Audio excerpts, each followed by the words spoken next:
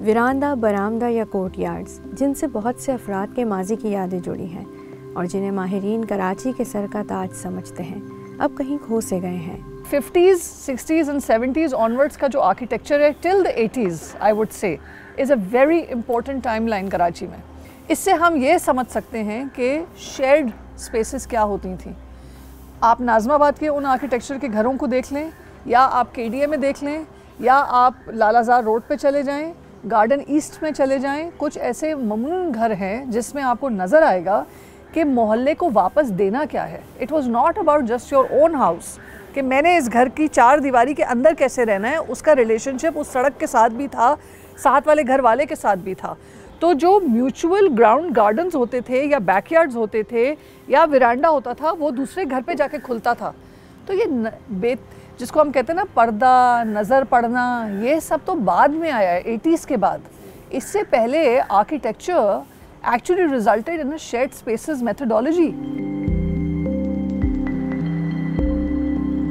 वही बात है कि आज बरामदे यूज़ किस मकसद से होते हैं, तब वो वाकई एक गैदरिंग स्पेस के साथ साथ एक रेस्टिंग स्पेस थी।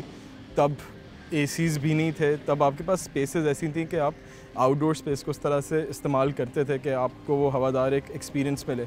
मैं ये नहीं कहता कि जो है ये होता ही नहीं है वो आइडिया अब लोगों के लिए कि जो है बाहर बैठें या बाहर इस्तेमाल करें, सब होता है। पहले जिस तरह से हुआ करता था उसका कम होने की वजह यही है कि अब फंक्शनैलिटी वैसी नहीं रही है। ये बरामदे शायरों और मुसन्निफ़ीन की दुनिया का भी हिस्सा रहे, जो इस तरह डिज़ाइन किए जाते थे कि हवा छन कर कमरों तक पहुंच जाए।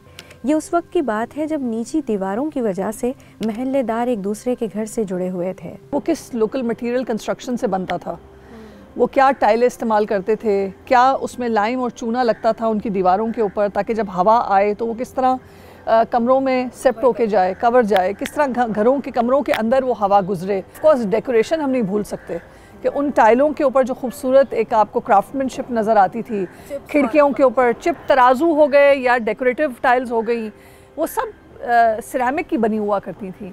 तो हम सिर्फ विरांडा को एज अ स्पेस ना देखें, बल्कि उसको अपना साड़ी का ब्लाउज़ या साड़ी का पल्लू जैसे कहते हैं ना, उसको जितना डेकोरेटिव होगा तो उससे नज़र आता था कि आपको कल्चर और आर्ट के बारे में पता है।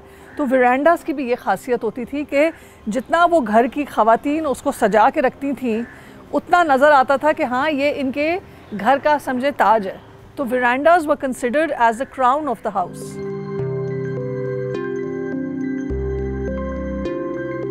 ये बहुत पुरानी बिल्डिंग है, ऑलमोस्ट ख़त्म हो चुकी है, लेकिन अगर आप इसका आर्किटेक्चर देखें, दरवाज़ों के आगे पीछे फ्रेम्स चेक करें तो बहुत खूबसूरत है। प्लस जो सहन के ऊपर जो टाइल्स हुई हुई हैं, हालांकि ये आई थिंक न्यू कंस्ट्रक्शन है, लेकिन एक बहुत एस्थेटिक वाइब देती है और वो चीज़ मिसिंग है इसके अंदर।